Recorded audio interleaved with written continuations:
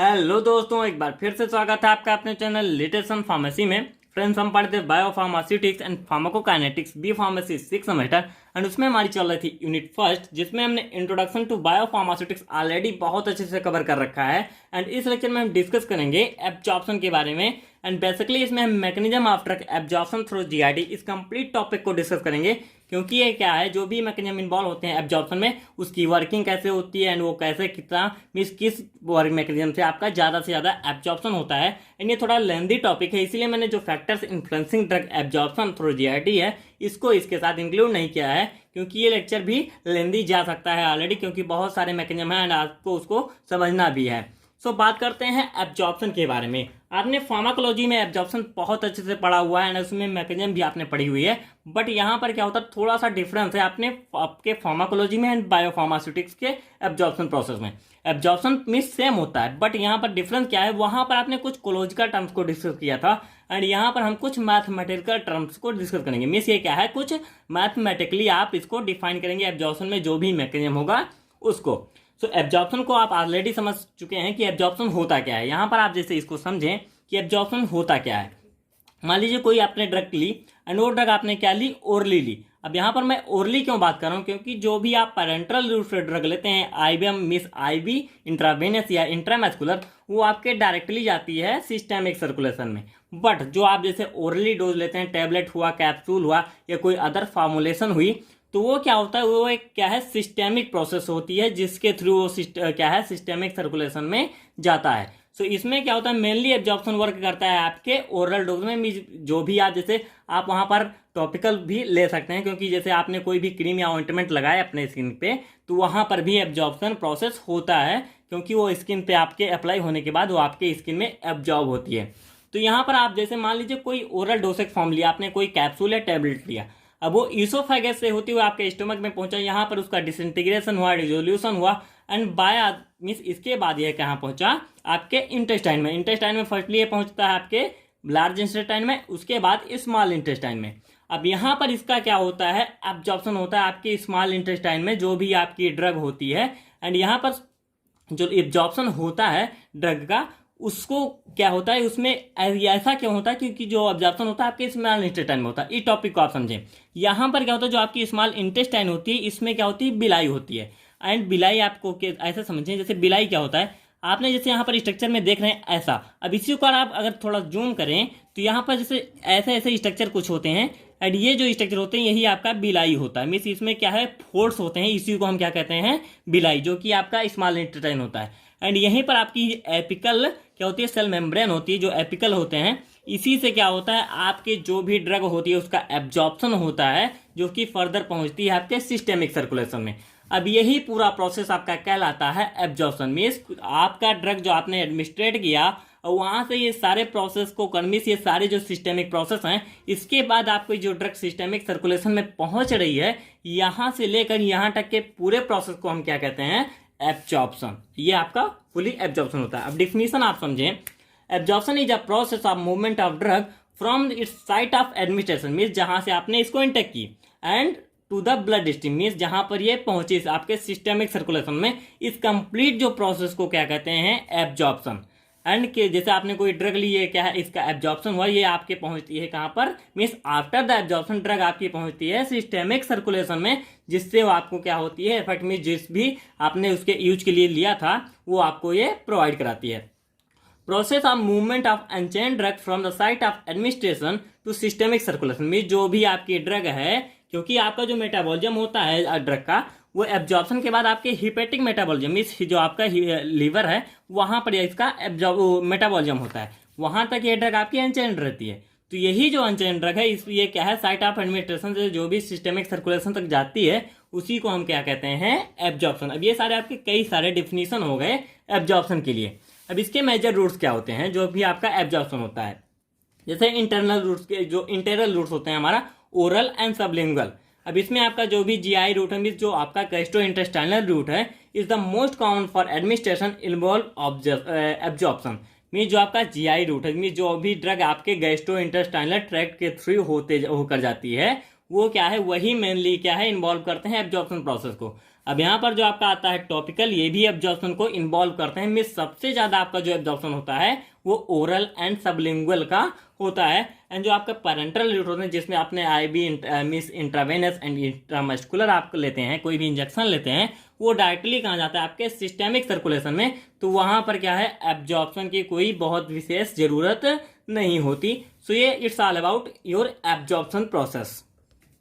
सो ये क्या होता है, ये बेसिकली होता है गैस्ट्रो इंटेस्टाइनल में जो आपका एब्जॉर्प्शन प्रोसेस होता है, क्योंकि जो भी ड्रग गैस्ट्रो इंटेस्टाइनल ट्रैक्ट से होकर जाती है उनका एब्जॉर्प्शन होगा।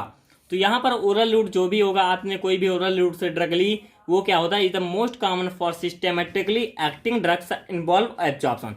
ये क्या होता है जो भी सिस्टेमेटिकली एक्टिंग ड्रग्स होती हैं, जैसे आपने ओरल ली तो क्या है वो भी सिस्टेमेटिकली एक्टिंग ड्रग्स होती है, क्योंकि ये जो भी सारे प्रोसेस मैंने आपको स्ट्रक्चर में बताए हैं ये क्या है मिस यहाँ से लेकर यहाँ की जो भी सिस्टेमिक प्रोसेस है इसी को हम एक सिस्टेमेटिकली प्रोसेस कहते हैं। तो इसी को हम क्या है इन्वॉल्व करते हैं एब्जॉर्प्शन में। मीन्स यही क्या होता है आपका एब्जॉर्प्शन प्रोसेस। अब यहाँ पर आप समझें कि एब्जॉर्प्शन होता कैसे है। जैसे आपकी सेल मेम्ब्रेन हो गई, यहाँ पर जैसे स्ट्रक्चर इसकी फिजियोलॉजी, आपने सेल मेम्ब्रेन की फिजियोलॉजी पढ़ रखी है ऑलरेडी, आपके फर्स्ट सेमेस्टर में दिया हुआ है। बट यहाँ पर आपको इसके लिए समझना है कि आखिर सेल मेम्ब्रेन की फिजियोलॉजी है क्या, क्योंकि आपको पता होगा हाइड्रोफोबिसिटी एंड हाइड्रोफिलिसिटी के बारे में, सॉरी लाइपोफिलिसिटी के बारे में। क्योंकि जो आपकी ड्रग होती है वो क्या है लाइपोफिलिक नेचर की होगी, तो क्या है मेम्ब्रेन को क्रॉस करती है, क्योंकि यहाँ पर जो भी एब्जॉर्प्शन होगा वहां पर आपकी जो ड्रग होगी वो क्या करेगी मेम्ब्रेन को क्रॉस करेगी। एंड कैसे क्रॉस करेगी, यहाँ पर जैसे आपका होता है ये, अब इसको समझें, ये आपका होगा जीआई का ल्यूमेन, ये आपका है जीआईटी का lumen means gastro intestinal tract का ल्यूमेन हो गया। ये आपकी है मेम्ब्रेन मीन्स ये आपकी सेल मेम्ब्रेन है। अब इसी सेल मेम्ब्रेन को क्रॉस करने के लिए ड्रग का लाइपोफिलिक होना बहुत जरूरी है। सो ये क्या होगा जो भी ड्रग आपके यहाँ पर आई है बाय सिस्टेमिक प्रोसेस, ये आपके जीआई के ल्यूमेन में मीन्स गैस्ट्रो इंटेस्टाइनल के ल्यूमेन में पहुंची। अब यहाँ से इसको जब अगर ब्लड स्ट्रीम में जाना है, आपके सिस्टेमिक सर्कुलेशन में जाना है, तो उसके लिए एब्जॉर्प्शन जरूरी है, सॉरी इसके लिए ड्रग का लाइपोफिलिक होना जरूरी है, क्योंकि तभी ये इसको क्रॉस कर पाएगी। और इसका लाइपोफिलिक मीन्स कोई भी ड्रग लाइपोफिलिक ही क्यों क्रॉस कर पाती है, इसके लिए आपको समझना होगा सेल की फिजियोलॉजी। अब यहाँ पर आप समझें प्रोटीन क्या, जो आपकी सेल मेम्ब्रेन होती है उसका स्ट्रक्चर क्या से होता है, उसमें क्या होता है प्रोटीन मीन्स जो आपका पोलर हेड होता है एंड नॉन पोलर टेल होता है। अब यहाँ पर जो भी पोलर हेड नॉन पोलर जो आपकी प्रोटीन, अब ये क्या होता है ये आपके फॉस्फोलिपिड बाई लेयर होती है। अब यहाँ पर जो लिपिड वर्ड आता है, अब आप इससे समझे क्योंकि ये होती है लाइपोफिलिक, यहाँ पर जो भी ड्रग होती है मीन्स ये क्या है जो लिपिड्स होते हैं, ये इसीलिए यहाँ से ड्रग्स क्या है जो भी आपकी लाइपोफिलिक ड्रग होगी वही इसको क्रॉस कर पाएगी, क्योंकि जो भी आपका पोलर हेड होता है नॉन पोलर टेल, आपने इसको पढ़ रखा है कि water loving and water hating. तो यहाँ पर जो आपकी ड्रग होती है वो लाइपोफिलिक मीन्स जो भी, अब यहाँ पर आपका लिपिड अवेलेबल है, अब यहाँ पर आप लेकर आए लिपिड एंड वाटर को आप मिक्स करेंगे तो क्या होगा मिक्स नहीं होगा। आप यहाँ पर लिपिड ले लें वाटर मिक्स नहीं होगा। अब यहाँ पर आप कोई लाइपोफिलिक ले लें मीन्स लाइपोफिलिक सब्सटेंस ले लें एंड लिपिड ले लें, तो ये एक दूसरे से में मिक्स हो जाएंगे। सो किसी भी ड्रग का इसको क्रॉस करने के लिए जो ये आपकी फॉस्फोलिपिड बाई लेयर की मेम्ब्रेन है उसके लिए ड्रग का लाइपोफिलिक होना बहुत जरूरी होता है। सो इसीलिए एब्जॉर्प्शन प्रोसेस में ये आपके लिए फिजियोलॉजी जो स्ट्रक्चर फिजियोलॉजी है सेल मेम्ब्रेन की उसको समझना बहुत जरूरी होता है। Drugs must be lipophilic in nature to cross the cell membrane means basically इसका मेन मोटिव क्या होता है, सेल मेम्ब्रेन को क्रॉस करने के लिए ड्रग का लाइपोफिलिक होना बहुत जरूरी होता है। All mechanism work under this means सभी मैकेनिज्म इसी के अकॉर्डिंग वर्क करते हैं। हाँ कुछ है जो कि क्या है वाटर के मीन्स जो कुछ क्या है हाइड्रोफिलिक ड्रग होती हैं वो भी क्या है एब्जॉर्ब होती हैं, ऐसा नहीं कि उनका एब्जॉर्प्शन नहीं होता, बट ज़्यादा से ज़्यादा मैकेनिज्म आपके इसी के अकॉर्डिंग वर्क करते हैं। नेक्स्ट आता है मैकेनिज्म ऑफ ड्रग एब्जॉर्प्शन, आपका मोस्ट इंपॉर्टेंट टॉपिक है ये, मीन्स क्या क्या मैकेनिज्म इसमें इन्वॉल्व होते हैं। अब इसके तीन ब्रॉड कैटेगरीज हैं। फर्स्ट क्या है आपका ट्रांससेलुलर या इंट्रासेलुलर ट्रांसपोर्ट। नेक्स्ट उसमें आपका आता है passive transport process and active transport process. यहाँ पर आप थोड़ा देख लीजिए, अभी नेक्स्ट मैं बता रहा हूँ कि इसमें क्या क्या कैसे वर्क करता है। नेक्स्ट आपका आता है पैरासेलुलर मीन्स ये क्या है, ये सारी कैटेगरीज हैं, इन कैटेगरीज को आप पहले देख लीजिए, मीन्स ये क्लासिफिकेशन है, आप समझ लीजिए जो आपके मैकेनिज्म है उनका। नेक्स्ट आता है पैरासेलुलर या इंटरसेलुलर ट्रांसपोर्ट, इसमें आपका होता है permeation through tight junction of epithelial cells and presorption. Next है वेसिकुलर और कॉर्पस्कुलर ट्रांसपोर्ट या एंडोसाइटोसिस, इसमें होता है पिनोसाइटोसिस एंड फैगोसाइटोसिस। ये क्या है, इसका क्लासिफिकेशन होगा जितने भी मैकेनिज्म है। अब इन्हीं सारे मैकेनिज्म के थ्रू आपकी ड्रग का एब्जॉर्प्शन होता है आपके सिस्टेमिक सर्कुलेशन में। सो नेक्स्ट आपका आता है इसका मैकेनिज्म। अब इसको हम ब्रॉडली डिस्कस करेंगे कि आखिर मैकेनिज्म आपके कौन कौन से एंड क्या क्या है एंड कैसे ये वर्क करते हैं। फर्स्ट आपका है ट्रांससेलुलर या इंट्रासेलुलर ट्रांसपोर्ट। एंड इसमें क्या होता है, जो भी आपकी ड्रग होती है passage of drug across the GI epithelium. क्योंकि आप यहाँ पर देखें जो आपका गैस्ट्रो इंटेस्टाइनल ट्रैक्ट है, ये क्या है आपका, ये सारे गैस्ट्रो इंटेस्टाइनल ट्रैक्ट के क्या होते हैं, प्रोसेस होती हैं। अब यहाँ पर जो आपका जीआई ल्यूमेन होता है उसमें जो सेल्स होती हैं वो एपिथेलियल सेल्स होती हैं। तो यहाँ पर जो भी आपकी ड्रग होती है उनका पासेज होता है जीआई एपिथेलियम से। Most common pathway for drug transport, ये आपका जो ट्रांससेलुलर इंट्रासेलुलर ट्रांसपोर्ट है ये आपका बहुत ही कॉमन पाथवे है, ज़्यादा से ज़्यादा यही इन्वॉल्व होता है आपके ड्रग एब्जॉर्प्शन में। अब इसमें क्या होता है, फर्दर आपने क्या इसमें क्या था क्लासीफाई था, it involve various process. First होता है आपका पैसिव ट्रांसपोर्ट प्रोसेस। अब आपके पैसिव ट्रांसपोर्ट प्रोसेस में क्या होते हैं, इसमें 4 मैकेनिज्म है जो की वर्क करते हैं। फर्स्ट आपका है पैसिव डिफ्यूजन, आपने इसको ऑलरेडी पढ़ रखा होगा। पैसिव डिफ्यूजन, एक्टिव डिफ्यूजन, उसमें कैरियर मीडिएटेड ट्रांसपोर्ट, ये सारे क्या है, यही सब आपको इसमें पढ़ना है। बट इसमें क्या है, थोड़ा मैथमेटिकल टर्म्स है, उसको भी आपको इसमें लेके चलना है। सो पैसिव डिफ्यूजन क्या होता है, process by which molecules spontaneously diffuse from a region of higher concentration to a region of lower concentration. Means इसमें क्या होता है, आपकी जो भी मान लीजिए ड्रग है, यहाँ पर आपका क्या है, एक स्ट्रक्चर है आपका, यहाँ ये आपकी हो गई मेम्ब्रेन, ये आपका जीआई का एपिथेलियल, मीन्स ये जीआई का ल्यूमेन होगा, यहाँ पर आपकी एपिथेलियल सेल्स हैं, ये आपका सिस्टेमिक सर्कुलेशन है। अब यहाँ पर ड्रग की कंसंट्रेशन ज़्यादा है, मीन्स आपने जब ड्रग इंटेक कराई तो यहाँ ड्रग की कंसंट्रेशन जरूर बढ़ेगी, लेकिन वो ड्रग आपके इसमें सिस्टेमिक सर्कुलेशन में नहीं है। अब यहाँ पर सिस्टेमिक सर्कुलेशन में जब वो ड्रग नहीं है तो यहाँ कंसंट्रेशन ज़्यादा है, तो यहाँ से जब ये ड्रग यहाँ पर ट्रांसफर होगी, इसी को क्या कहते हैं, ये जो प्रोसेस होती है means higher concentration to lower concentration transfer of drug, it is called passive diffusion. यहाँ पर वही आपका मीन्स जो भी आपका डिफ्यूजन प्रोसेस होता है, बट इसको डिफ्यूजन यही आपका मीन्स जो आपका ऑस्मोटिक है आप उससे रिलेट होता है। बट ऑस्मोटिक में क्या होता था, वहाँ पर एक सेमी परमेबल मेम्ब्रेन होती थी, बट यहाँ पर कोई सेमी परमेबल मेम्ब्रेन नहीं है। एंड पैसिव डिफ्यूजन प्रोसेस में आपको कोई एनर्जी नहीं देनी पड़ती, क्योंकि यहाँ पर जो भी प्रोसेस होती है आप इसको समझिए ऐसे, मान लीजिए कोई भी आपने एक बॉल ली, अब इस बॉल को आपने क्या किया, ऊपर से नीचे की तरफ छोड़ा तो ये अपने आप क्या आ जाएगी नीचे। यहाँ पर सेम प्रोसेस होती है, यहाँ पर कंसंट्रेशन ज़्यादा हो गई। अब कंसंट्रेशन ज़्यादा है तो इधर से जो कंसंट्रेशन ज़्यादा है उसके यहाँ तक ट्रांसफर होने में आपको कोई एनर्जी नहीं देनी है, क्योंकि यहाँ पर जब तक ये इक्विलिब्रियम नहीं हो जाएंगे, मीन्स ये क्या होता है, एक दोनों जो भी दोनों साइड में है स्पॉन्टेनियस साइड है, इसमें जो इक्विलिब्रियम नहीं आ जाएगा तब तक ये ट्रांसफर होता रहेगा, इसलिए यहाँ पर एनर्जी की जरूरत नहीं पड़ती। अब यहाँ पर इसी बॉल को आपने नीचे आई है, अब इसको आपको नीचे से अगर ऊपर फेंकना हो तो इसमें आपको एनर्जी प्रोवाइड करानी पड़ेगी। मतलब अगर इस सिस्टेमिक सर्कुलेशन मान लीजिए आपके जीआई ट्रैक्ट में कंसंट्रेशन कम है, अब इसमें से आपको यहाँ पर कंसंट्रेशन ज़्यादा, यहाँ मीन्स लोअर कंसंट्रेशन से हायर कंसंट्रेशन की तरफ भेजना हो, मीन्स यहाँ पर कंसंट्रेशन ग्रेडियंट कम, यहाँ पर कंसंट्रेशन ग्रेडियंट ज़्यादा। अब यहाँ से आपको अगर यहाँ पर भेजना हो तो इसके लिए आपको एनर्जी देनी पड़ेगी, ये आपका होता है एक्टिव ट्रांसपोर्ट प्रोसेस। मीन्स यही दोनों आपका डिफरेंस होता है आपके जो पैसिव ट्रांसपोर्ट प्रोसेस है एंड एक्टिव ट्रांसपोर्ट प्रोसेस है। तो आपका पैसिव ट्रांसपोर्ट जो प्रोसेस होता है वो इन्वॉल्व करता है, मीन्स कोई भी एनर्जी नहीं रिक्वायरमेंट होती है इसमें, जो आपका पैसिव ट्रांसपोर्ट प्रोसेस होता है। इसीलिए जो आपके इसमें जितने भी मैकेनिज्म है आपके पैसिव डिफ्यूजन या कैरियर मीडिएटेड ट्रांसपोर्ट, उन सभी के लिए कोई भी एनर्जी आपको नहीं देनी पड़ती। अब यहाँ पर आपका आता है पैसिव डिफ्यूजन। पैसिव डिफ्यूजन में आपको मैंने ऑलरेडी बता दिया कि जो भी आप means diffusion of from a region of higher concentration to a region of lower concentration, means high concentration से लोअर कंसंट्रेशन की तरफ क्या होता है, आपके जो भी मॉलिक्यूल्स हैं उनका ट्रांसफर होता है। Also called non ionic diffusion, major process of absorption of more than 90% of drugs. Means ये क्या है, बहुत ही ज़्यादा इंपॉर्टेंट है आपका पैसिव डिफ्यूजन प्रोसेस, क्योंकि यही इन्वॉल्व होता है आपके सभी process mean major process for absorption of more than 90% of drugs. Mean 90% drugs की जो आप ओरली इंटेक करते हैं उनमें यही इन्वॉल्व होता है जो आपका पैसिव डिफ्यूजन प्रोसेस है। अब यहाँ पर मेन आपका ये आपको एक पॉइंट है, इसको याद रखना कि जो आपका पैसिव डिफ्यूजन है उसमें एनर्जी की रिक्वायरमेंट नहीं होती, एंड यहाँ पर कंसंट्रेशन ग्रेडियंट है एंड इलेक्ट्रोकेमिकल जो ग्रेडियंट है ये होता है आपका driving force. Means concentration gradient जहाँ पर ज़्यादा होगा वो क्या होगा, आप लोअर कंसंट्रेशन की तरफ अपने आप ट्रांसफर होगा। ड्राइविंग फोर्स यहाँ पर वो वर्क करता है जो आपका कंसंट्रेशन ग्रेडियंट होता है। अब ये इसको आप बहुत अच्छे से समझ के सकते हैं, यहाँ पर आपका जो मैथमेटिकल टर्म्स होता है क्योंकि ये फिजिक्स के फर्स्ट लॉ के अकॉर्डिंग वर्क करता है जो आपका पैसिव डिफ्यूजन होता है।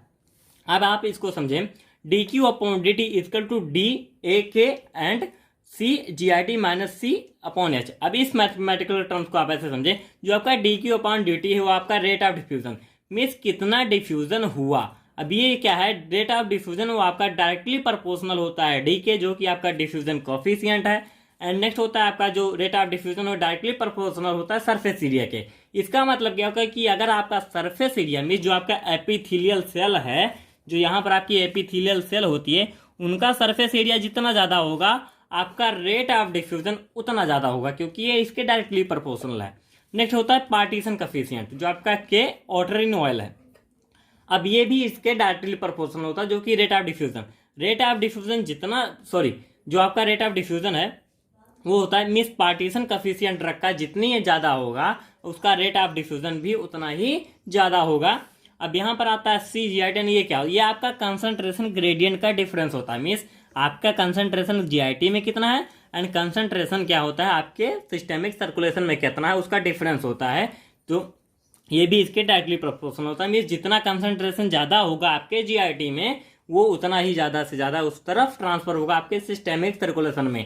And D Q upon D T जो आपका रेट ऑफ डिफ्यूजन है it is inversely proportional to H. And why it is inversely proportional, क्योंकि जो आपकी एच है वो क्या है, thickness of the membrane. Means जो आपकी मेम्ब्रेन थी, ये जो आपकी मेम्ब्रेन होती है जिसको आपको जो आपकी ड्रग इसको क्रॉस करके आपके सिस्टेमिक सर्कुलेशन में पहुंचती है, इसकी थिकनेस जितनी ज़्यादा होगी आपका जो एब्जॉर्प्शन प्रोसेस उतना स्लो होगा। तो इसीलिए क्या होता है, it is inversely proportional to the thickness of membrane. Means thickness जितनी ज़्यादा होगी एब्जॉर्प्शन उतना स्लो होगा। ये आपका हो जाता है फिजिक्स का फर्स्ट लॉ। अब इसको आप क्या है थोड़ा डेफिनेशन के तौर पे समझें। Drug molecule diffuses from a region of higher concentration to one of lower concentration until equilibrium. Means ये तब तक क्या है कंसंट्रेशन ग्रेडियंट वर्क करता रहता है जब तक ये इक्विलिब्रियम में ना पहुंच जाए is attained, and that the rate of diffusion is directly proportional to the concentration gradient. अब रेट ऑफ जो डिफ्यूजन होता है वो डायरेक्टली प्रोपोर्शनल होता है कंसंट्रेशन ग्रेडियंट के। कंसंट्रेशन ग्रेडियंट जितना ज़्यादा होगा रेट ऑफ डिफ्यूजन उतना ज़्यादा होगा। तो ये क्या है होता है आपका पूरा प्रोसेस हो जाता है। अब यहाँ पर इसको आप जैसे समझ सकते हैं, जो आपकी ये जीआईटी का ल्यूमेन हो गया, अब यहाँ से ड्रग की कंसंट्रेशन यहाँ पर ज़्यादा है, यहाँ से ड्रग की कंसंट्रेशन यहाँ पर जब ट्रांसफर हुई, क्योंकि यहाँ पर कंसंट्रेशन कम है जो आपका ब्लड स्ट्रीम है, तो इसमें क्या इन्वॉल्व होता है, जो आपका कंसंट्रेशन ग्रेडियंट यहाँ पर ज़्यादा है आपके जीआईटी के ल्यूमेन में, तो ये कंसंट्रेशन ग्रेडियंट यहाँ से मीन्स हायर टू लोअर की तरफ ट्रांसफर होगा अंटिल इक्विलिब्रियम, जब तक ये इक्विलिब्रियम में ना चला जाए। तो ये क्या होता है आपका फिजिक्स का फर्स्ट लॉ, जिसको आपने यहाँ पर मैथमेटिकल टर्म्स में डिस्कस किया। नेक्स्ट आपका मैकेनिज्म आता है जो आपका एक पैसिव ट्रांसपोर्ट प्रोसेस है, उसमें पोर ट्रांसपोर्ट। अब यहाँ पर पोर से आप समझ सकते हैं पोर मीन्स क्या होता है, मीन्स स्मॉल पोर कोई भी हो गया उसके थ्रू क्या हो रहा है आपका ट्रांसपोर्टेशन प्रोसेस हो रही है यहाँ पे। अब इसको आप समझे आल्सो कॉल्ड एज कनेक्टिव और पोर ट्रांसपोर्ट, बल्क फ्लो और फिल्ट्रेशन। अब यहाँ पर आपका वर्ड आ गया फिल्ट्रेशन। अब इसी से आपको इससे समझ जाना चाहिए कि आखिर पोर ट्रांसपोर्ट होता कैसे है। जैसे आपने कोई भी ड्रग ली, यहाँ पर मान लीजिए थोड़ा एग्जाम्पल से समझें इसको। आप जैसे कोई भी प्रोसेस करते हैं, यहाँ पर क्या है, ये आपकी एक जैसे आप सभी के घर में क्या होती है चाय बनती है। अब वहाँ पर क्या होता है, इसमें जो छन्नी होती है, आपने उसमें अगर कोई भी चीज़ रखी, अगर आपको उससे मिस उसका जैसे इंस्ट्रक्शन आपने पढ़ा हुआ है, इंस्ट्रक्शन में क्या होता है, कोई भी आपको ड्रग जब इंस्ट्रक्ट करते हैं उसको फिल्ट्रेट करते हैं, तो इसमें आप ऐसे वाटर डालेंगे तो इसमें जो आपकी मटेरियल होगा जो आपकी चाय की पत्ती में पाया जाता है, तो वो क्या होता है आपकी जैसे मैं यहाँ पर आपने वाटर डाला तो उसी के साथ ये फिल्ट्रेट होकर जो आपकी ड्रग है इसमें भी कुछ मात्रा में आ जाएगी। तो ये क्या होता है, यही प्रोसेस आपका कहलाता है पोर ट्रांसपोर्ट में। जो यहाँ पर होता है वो पोर के थ्रू आपका ट्रांसपोर्ट होता है। And mechanism responsible for transport of molecules into the cells through the protein channels present in the cell. Membrane. अब यहाँ पर प्रोटीन चैनल्स के थ्रू क्या होता है, उसमें जो पोर ट्रांसपोर्ट होता है वो आपकी ड्रग क्या होती है, प्रोटीन चैनल्स के थ्रू आती है। यहाँ पर आप थोड़ा सा समझ लिए, जैसे यहाँ पर जैसे आपकी यूरिया, वाटर, शुगर हो गई, इसको अगर आना है तो यहाँ पर आपके प्रोटीन चैनल्स होते हैं। जैसे आपको मैंने स्ट्रक्चर में बताया था, जो आपकी मेम्ब्रेन होती है वहाँ पर जो प्रोटीन होते हैं, जैसे यहाँ पर आपकी जो सेल मेम्ब्रेन की फिजियोलॉजी है उसमें प्रोटीन होते हैं जो अंदर लगे होते हैं, वहीं पर जो प्रोटीन चैनल्स होते हैं उसी के थ्रू होता है आपका पोर ट्रांसपोर्ट प्रोसेस। अब इसमें क्या होता है, important in the absorption of low molecular weight, low molecular size, generally water soluble drugs. अब आपकी यहाँ पर जैसे फर्स्टली मैंने बताया था आपको कि लाइपोफिलिक ड्रग्स, लेकिन अगर आपके जो वाटर सॉल्युबल ड्रग्स हैं उसको अगर क्रॉस करना है तो क्या होती है, प्रोटीन चैनल्स के थ्रू यहाँ पर पोर ट्रांसपोर्ट का प्रोसेस के थ्रू वो क्या है आपके ब्लड स्ट्रीम में एब्जॉर्ब हो सकती हैं। तो यहाँ पर आपका पोर ट्रांसपोर्ट भी बहुत ही ज़्यादा इंपॉर्टेंट है, क्योंकि ये क्या करता है, आपके जो वाटर सॉल्युबल ड्रग्स हैं इनका एब्जॉर्प्शन करा रहा है। नेक्स्ट आपका आता है पैसिव डिफ्यूजन ट्रांसपोर्ट में आयन पेयर ट्रांसपोर्ट। अब ये आयन पेयर ट्रांसपोर्ट क्या होता है, यहाँ पर आप समझिए जैसे आयन एंड पेयर आपका लग रखा है, तो यहाँ पर क्या है, कहीं ना कहीं जो आपके आयन्स होते हैं, जो पॉजिटिव नेगेटिव आयन है, उनका कुछ फंडा यहाँ पर इन्वॉल्व होगा। तो यहाँ पर आप देखें, responsible for absorption of compounds which ionises at all pH, means कोई भी आपका कंपाउंड, कोई भी आपकी ड्रग है वो क्या है, आयोनाइज हो जा रहा है, मींस को आयनिक फॉर्म में टूट जा रही है। तो जो उसका एब्जॉर्प्शन होता है वो होता है आयन पेयर ट्रांसपोर्ट के थ्रू। अब आपकी कोई ड्रग है, मान लीजिए जैसे यहाँ पर आपका NH3 है, तो ये क्या होता है, इसमें जैसे NH2 प्लस H प्लस, अब ये क्या हो गई, आयोनाइज हो गई। तो ये क्या होता है, जैसे आपका H प्लस हो गया या H माइनस, ये क्या होता है, आयोनाइजेशन फॉर्म होता है। मीन्स जब कोई भी ड्रग क्या होता है, किसी भी pH पर आयोनाइज हो जाती है तो इसको क्या कहते हैं, आयन पेयर ट्रांसपोर्ट। इसमें जैसे क्वाटरनरी अमोनियम या सल्फोनिक एसिड जो होते हैं, ये ड्रग्स जो आपकी होती हैं ये इसके अकॉर्डिंगली एब्जॉर्ब होती हैं। Ionised moieties form neutral complexes with endogenous ions which have both required lipophilicity the aqueous solubility for passive diffusion। यहाँ पर भी वर्क क्या होता है आपका, वो होता है पैसिव डिफ्यूजन, बट फर्स्टली क्या होता है आपका आयन पेयर मीन्स उसका कॉम्प्लेक्स फॉर्मेशन होता है। अब आप इसको ऐसे समझें, ये आपकी क्या है, कोई भी ड्रग है, ये ड्रग हो गई, एंड ये आपका क्या है, जो भी आपके ये कैरियर है, मीन्स कोई भी ऐसा है इंडोजीनियस आयन है जिसमें आपकी जो पॉजिटिव आयन है, नेगेटिव आयन, इन्होंने क्या किया, फर्स्टली फॉर्मेशन किया कॉम्प्लेक्स का, एंड फर्दर क्या होता है, जब ये दोनों ने अपने आप में कॉम्प्लेक्स फॉर्मेशन कर लिया, अब ये क्या कर सकती है, मेम्ब्रेन को क्रॉस करने के लिए एलिजिबल हो गई। क्योंकि जो आपका एंडोजिनस आयन होता है उसमें क्या होता है, वो इसीलिए होता है क्योंकि जिससे क्या होता है, उसकी लाइपोफिलिसिटी एंड एक्वा सॉल्युबिलिटी क्या होता है, बढ़ा देता है, जिससे आपकी जो ड्रग है वो मेम्ब्रेन को क्रॉस कर सके। अब यहाँ पर फर्दर वो क्रॉस करेगी एंड ये क्या होगा, आपकी जो ड्रग है यहाँ पर फ्री हो जाएगी, इनका डिसोसिएशन होगा जिससे ये फ्री हो जाएंगी। जैसे एग्जांपल के तौर पे प्रोप्रानोलॉल है, act by this method, means इस मैकेनिज्म के अकॉर्डिंग जो आपकी प्रोप्रानोलॉल ड्रग है वो वर्क करती है। नेक्स्ट प्रोसेस आपका पैसिव डिफ्यूजन में है फैसिलिटेटेड और मीडिएटेड डिफ्यूजन। यहाँ पर आपका जो कैरियर मीडिएटेड ट्रांसपोर्ट होता है वो इन्वॉल्व होता है। ये सारे के सारे जो मैकेनिज्म है ये आपके पैसिव ट्रांसपोर्ट प्रोसेस के मैकेनिज्म है। तो यहाँ पर जो आपका है कैरियर मीडिएटेड, अब यहाँ पर आप वर्ड आ रहा है कैरियर मीन्स क्या होता है, वाहक, मीन्स कोई ना कोई ले जाने वाला। अब यहाँ पर किसको ले जाया जाएगा, मान लीजिए आपकी कोई ड्रग है यहाँ पे, अब इस ड्रग को ले जाने के लिए आप किसी का सहारा लें। जैसे आपको कोई भी ट्रांसपोर्टेशन प्रोसेस करनी है, वहाँ पर आप क्या है, कोई गाड़ी यूज करते हैं। अब यहाँ पर वही होता है, किसी कैरियर के थ्रू इसको आप ट्रांसपोर्ट कराना है। It involves a carrier which reversibly binds to the solute molecules and forms a solute carrier complex. यहाँ पर भी आपका सेम प्रोसेस हो रहा है जैसे आयन पेयर में हो रहा था, बट यहाँ पर क्या है, कैरियर वर्क कर रहा है, और वहाँ पर क्या होता है, एक इंडोजिनस मॉलिक्यूल वर्क कर रहा था जो इसमें क्या होता है, आयन होता है। अब यहाँ पर आपकी ड्रग है, ड्रग क्या है, कैरियर के साथ कॉम्प्लेक्स फॉर्मेशन करेगी, एंड जब drug and carrier complex formation करेंगे, फर्दर वो मेम्ब्रेन को क्रॉस करेगी एंड वो क्या है, नेक्स्टली जाएगी आपके ब्लड स्ट्रीम में। Carrier solid complex transfers across the membrane to other side, means ये क्या होता है, एक दूसरे के अदर क्या है, ट्रांसफर होता है, मीन्स ये आ जा सकते हैं, मेम्ब्रेन को क्रॉस कर सकते हैं। कैरियर रिटर्न टू, अब क्या है, कैरियर्स क्या है, रिटर्न, मीन्स कैरियर बाद में रिटर्न आ जाता है to carrier mediated transport system. यहाँ पर क्या है, जो आपका कैरियर मीडिएटेड ट्रांसपोर्ट होता है उसमें दो में क्या है, सब डिवाइडेशन है। फर्स्ट होता है फैसिलिटेटेड डिफ्यूजन एंड नेक्स्ट होता है एक्टिव ट्रांसपोर्ट। अब facilitated diffusion and active transport में क्या होता है, प्रोसेस है। फैसिलिटेटेड डिफ्यूजन को आप समझें, carrier is required for drug transportation no energy is necessary. अब यहाँ पर जो भी कैरियर आपका है उसने जब कॉम्प्लेक्स फॉर्मेशन कर लिया, अब उसको वो क्या होता है, फैसिलिटेट करता है, मीन्स उसको क्या है, बढ़ावा देता है। जो आपकी डिफ्यूजन होती है, जो आपका ड्रग का क्या होता है, एब्जॉर्प्शन होता है सिस्टेमिक सर्कुलेशन में, वहां पर ये इसको बढ़ावा दे रहा है। अब यहाँ पर कोई एनर्जी की जरूरत नहीं होती। जैसे एग्जाम्पल के तौर पर आपका ले लें विटामिन B12 का ट्रांसपोर्ट, मीन्स क्या है, ये एक होता है सेचुरेबल, यहाँ पर सॉरी सुइटेबल नहीं रहेगा, यहाँ पर सेचुरेबल रहेगा, तो यहाँ पर आप सेचुरेबल करना है। Saturable if not enough carrier, means ये क्या होता है, जैसे ज़्यादा कैरियर अवेलेबल नहीं है फिर भी ये सेचुरेबल होता है। अब यहाँ पर आप समझे विटामिन B12 है, अब ये क्या है, कोई इंट्रिंसिक फैक्टर है आपका, इसके थ्रू हो रहा है इसका एब्जॉर्प्शन। अब यहाँ पर विटामिन B12 आया, अब वो ये आपकी विटामिन B12 हो गई, ये आपका कैरियर हो गया, एंड ये फर्दर सॉरी ये आपका कैरियर है, एंड ये दो क्या है, सभी क्या है, जो भी इंट्रिंसिक फैक्टर है उसके साथ कॉम्प्लेक्स फॉर्मेशन करेंगे, एंड इनका मेम्ब्रेन क्रॉस होगा, फर्दर इसका डिसोसिएशन होगा, फ्री विटामिन B12 आपके सिस्टेमिक सर्कुलेशन में पहुंच जाएगा।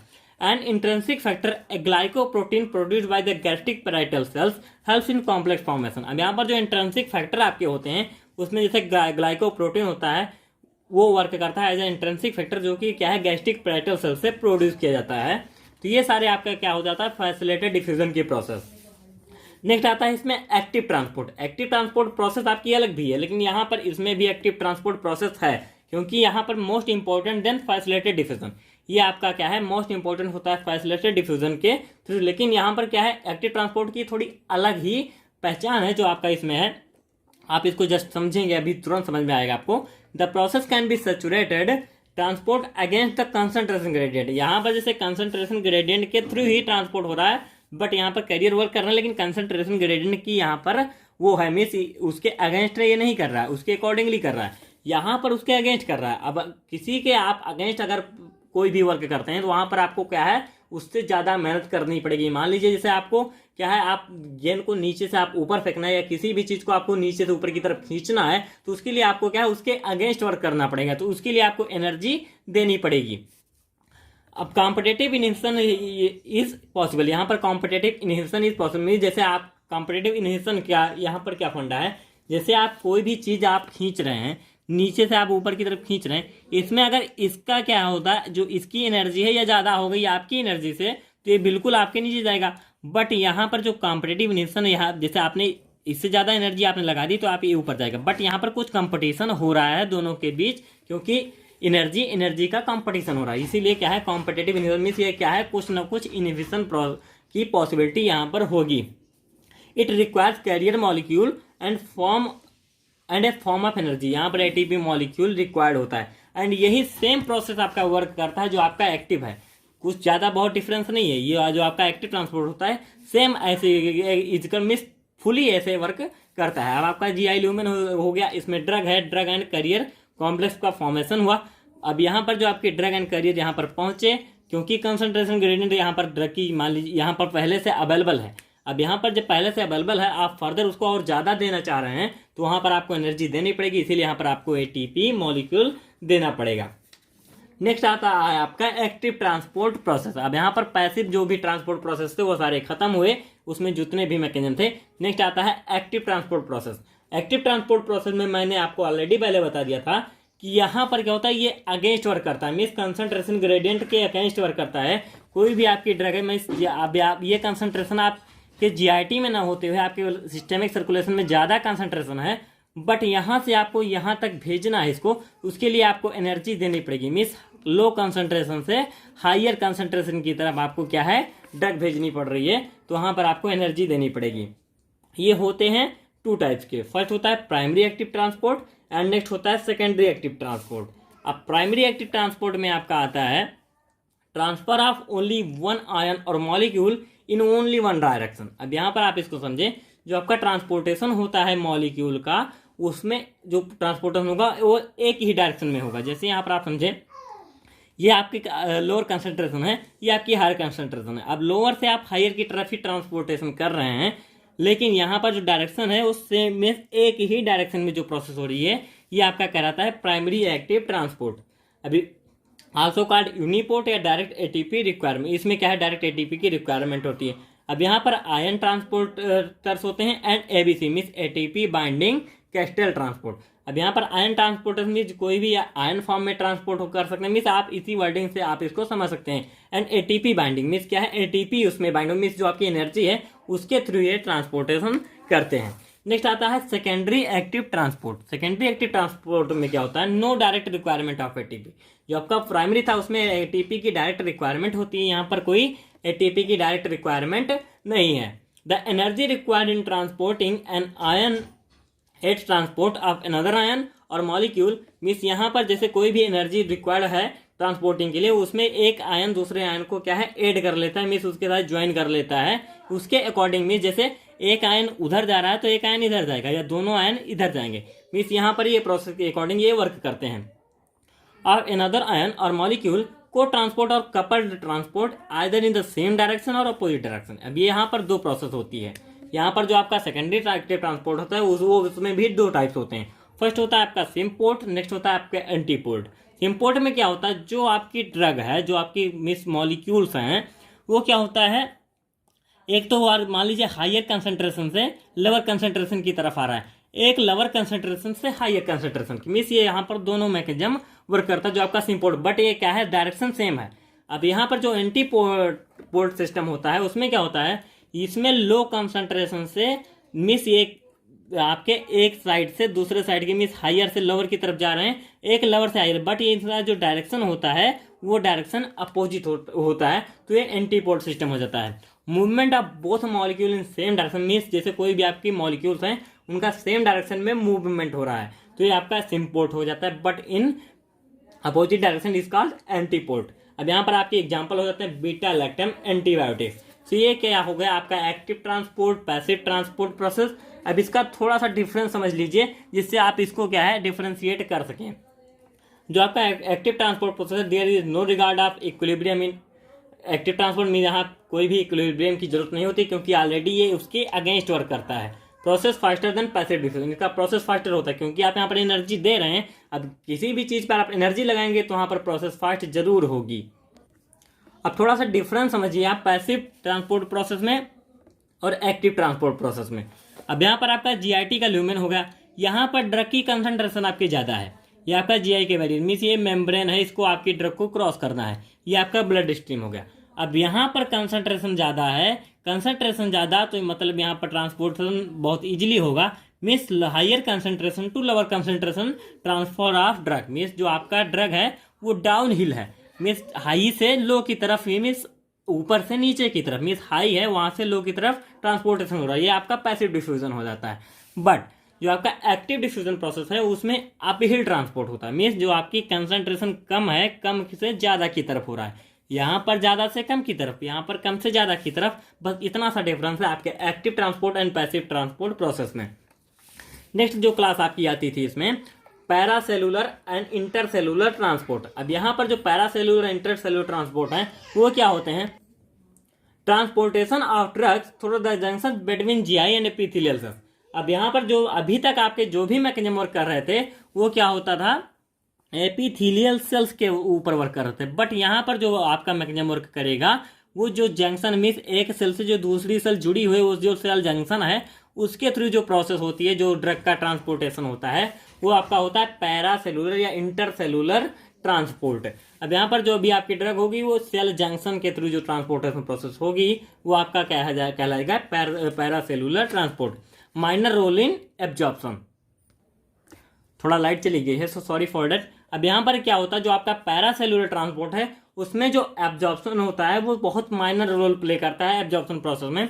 अब इसमें भी दो टाइप्स हैं, permeation through tight junction of epithelial cells basically occurs through openings which are little bigger than aqueous pores. जैसे यहाँ पर कोई भी जंक्शन है उसमें क्या है, पोर्स क्या है बहुत बिगर है, मीन्स क्या है यहाँ पर जो टाइट जंक्शन है उनकी थिकनेस मान लीजिए ज़्यादा है, तो यहाँ पर क्या होता है वो जो होता है परमिएशन होता है वो थोड़ा लिटिल बिगर होता है, तो इसीलिए ये क्या होता है प्रीमिशियल means so tight junction epithelial cells के थ्रू ये होता है इनका, मीन्स ये फर्स्ट टाइप है। और नेक्स्ट आपका आता है परसॉप्शन। अब इसमें क्या होता है, permeation of drug through temporary opening, means temporary जो ओपनिंग है थोड़ा बहुत जो भी ओपन है वहाँ से भी ये ट्रांसफर हो सकते हैं।